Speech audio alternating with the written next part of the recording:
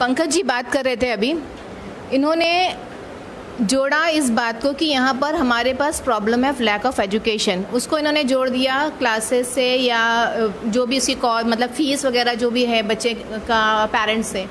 मैं यहाँ पर एक बात है ना, मैंने पहले भी कही है, आज फिर रिपीट करती हूँ इस मंच पे कि there is difference between being literate and educated. There is lot of difference between that. एक इंसान जिसके पास डिग्री नहीं हो उसके पास भी एटिकेट होगा, राइट, कि कचरा कहाँ फेंकना चाहिए, और एक डॉक्टर हो या इंजीनियर हो लेकिन उसके पास भी शायद मैनर्स नहीं हो, राइट। तो ये बेसिकली आपकी जो डिग्री है, सो कॉल्ड डिग्री है, वो कभी डिफाइन नहीं करता है कि आपके मैनर्स और आपके बिहेवियर्स क्या होंगे। ये वैल्यूज़ आपके अंदर इनकलकेटेड होनी चाहिए, okay, and these only could be imbibed through your own society. और सोसाइटी में सबसे पहले आता है फैमिली।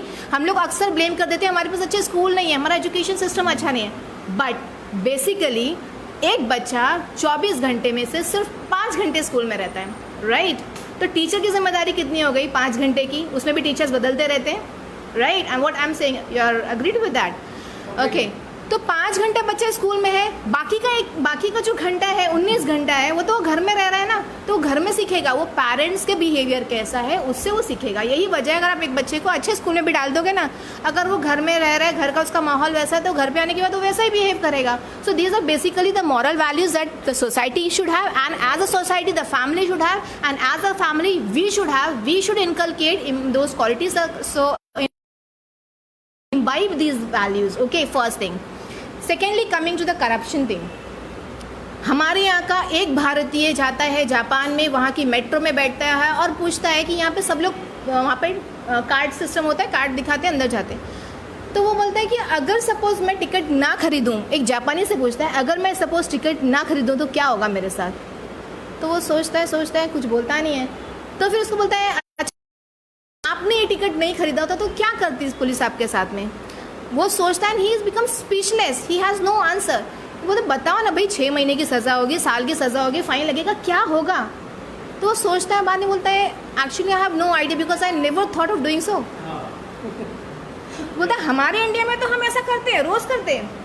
तो बोलता है नो डाउट, जहाँ का आम नागरिक जो है, सिटीज़न है, जब वो एक फेयर लोकल ट्रेन का किराया देने में करप्शन करता है, आप वहाँ के प्राइम मिनिस्टर से ऑनेस्ट रहने की अपेक्षा कैसे कर सकते हो।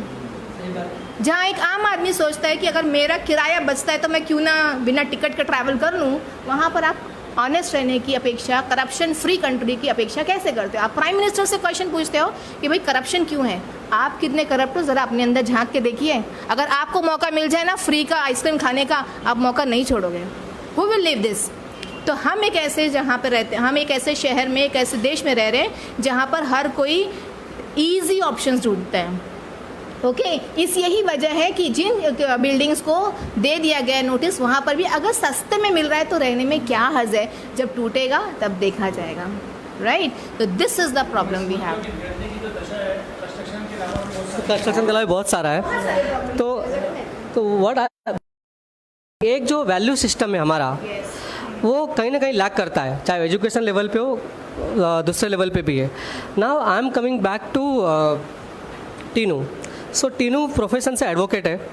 आपने रात को 12 बजे, 1 बजे, 2 बजे वहाँ पे रोड पे सफाई होती थी, मतलब कचरा गिरना नहीं चाहिए। लोग लेबर इंटेंसिव सिटी है, भिवंडी जो है एक लेबर इंटेंसिव सिटी है, मैनचेस्टर ऑफ इंडिया बोला गया है। यहाँ पे टेक्सटाइल से जुड़े हुए लोग हैं, सारे लोग लेबर पे डिपेंड करते हैं, जैसे उन्होंने बताया।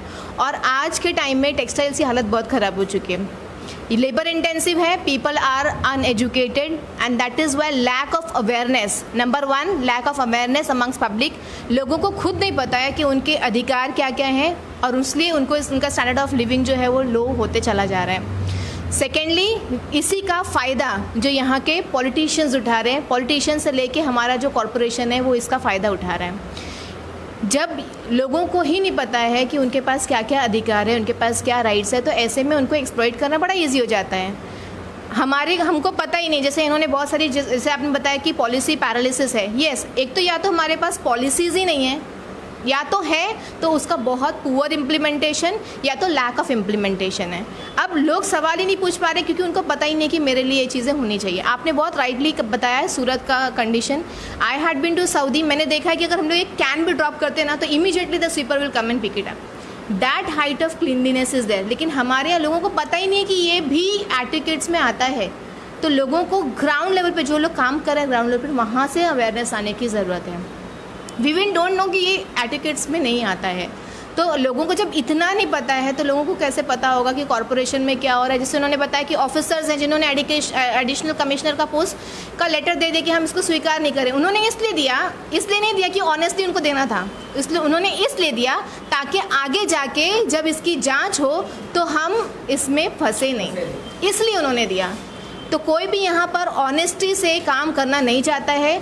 और जैसे इन्होंने बताया कि कोई भी आज अपने आप को बिल्डर समझ के उस लाइन में आ जाना चाहता है। लोगों को it has become more of profit making. आज यहाँ पर जो कंस्ट्रक्शन है वो लोगों को प्रॉफिट मेकिंग नहीं है। और अगर प्रोफेशनली अगर इसको बनाया जाए तो वो लोगों की अफोर्डेबिलिटी के बाहर हो जाता है। जैसे सर ने बता दिया कि 2400 स्क्वायर फीट का कंस्ट्रक्शन कॉस्ट आ जाता है, तो अब लोगों का अफोर्डेबिलिटी नहीं है उतनी, तो obviously they will want for cheaper options, right. So these are the basic problems जहाँ पर लोगों में अवेयरनेस लाने की ज़रूरत है ताकि लोग सवाल कर सकें। कॉरपोरेशन से भी जब कमिश्नर के पास जाएं तो हमारे पास भी उतनी तैयारी होना चाहिए, हमारे पास भी उतने लोग होने चाहिए जो मिलकर ये सवाल उठा सके। तो बेसिकली आई वुड से कि lack of awareness and at the same time plus this has been exploited by the so called politicians and the corporation. So we need to ask questions to them. जैसे आप बोल रहे हो भिवंडी मांगे जवाब, तो सबको मिलकर सवाल पूछना चाहिए। भिवंडी ने सच में सब लोगों से जवाब मांगना चाहिए। This is what my thank you Fauzia.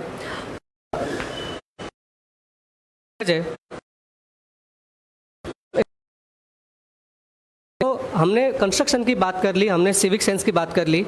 एक चीज़ जो भिवंडी का मुख्य मुद्दा रहा है एजुकेशन, जहाँ पे हम म्यूनसिपल कॉरपोरेशन, जैसे कि अल्टीमेटली ये है कि भिवंडी में पॉपुलेशन जो है एक तो लेस एजुकेटेड है, लेस अवेयर्ड है, लेस सिविलाइज्ड है, बियॉन्ड एनी डाउट। थोड़ा बुरा लगेगा लेकिन हम लोग, जैसे आपने सऊदी जो है वो नगर पालिका के जो हमारे नए कमिश्नर्स हैं और पुलिस प्रशासन का है वो देख भी क्या ट्रायल लेते हैं, क्या इन्वेस्टिगेशन चल रहा है। बट 2017 से 2020 बिल्डिंग गिरने तक का आपने इंतज़ार किया, ये सबसे बड़ा प्रॉब्लम है। अच्छा, आपने स्टार्टिंग में अभी जैसे हम लोग बात करते हैं, आपने बता दिया कि इन लोगों को अप्रैल 20 में अभी के अभी नोटिस दिया गया था, लेकिन इनके फिर रहने की कोई और दूसरा अरेंजमेंट जिसको ट्रांजिट बोलते हैं वो किया नहीं गया। ऐसे में आपने ये भी बता दिया कि भिवंडी यहाँ पर रहते हैं और पे रेंट पर लोग रह रहे हैं, ऐसे में उनके पास दूसरे ऑप्शन, उनके पास पर्याय भी क्या है। और आप बोल रहे हैं कि एक ऑर्गेनाइज सिटी नहीं है हमारा, जैसे आप देखते हैं कि चंडीगढ़ वगैरह कितने ऑर्गेनाइज सिटीज़ हैं। अगर आप वहाँ जाके देखें, हम भी चाहते हैं, देखिए हम नागरिक हैं, हम भी चाहते हैं कि हमारा शहर जो है वो अच्छा हो, क्योंकि हम लोग यहाँ आज 7 पीढ़ियों से रहते हैं, तो हम भी चाहते हैं कि प्रोग्रेस करें। लेकिन ऑप्शंस क्या है?